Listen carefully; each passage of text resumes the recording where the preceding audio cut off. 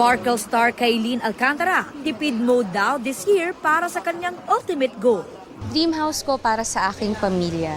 And then yung dream house ko naman talaga na para sa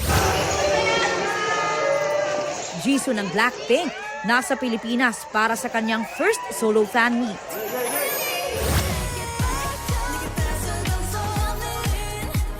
ITZY leader na si Yeji, officially in her solo era na matapos ang release ng debut solo EP.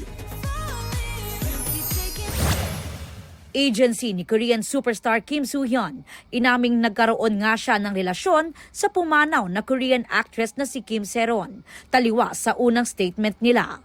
Pero nilinaw ng agency na gold medalist na 2019 hanggang 2020 sila naging magkarelasyon. At hindi raw totoo ang ulat ng isang online channel na 2015 sila nagsimulang mag-date kung kailan menor de edad pa si Se-ron.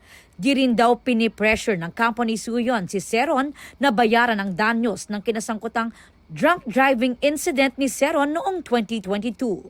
Sila raw ang nagbayad ng balanse at umako sa penalties ng K-drama na di na naipagpatuloy ng aktres. Wala pang tugon dito ang YouTube channel at ang pamilya ni Se-ron. Tinutugunan din daw ng agency ang ipinakikitang severe psychological instability ni Soo-hyun bunsod ng issue. Sa mga report ng Korean media, ilang brand na ang bumitaw sa pag-endorso ni Soo-hyun. Aubrey Carampel, nagbabalita para sa GMA Integrated News.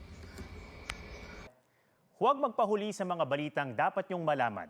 Mag-subscribe na sa GMA Integrated News sa YouTube.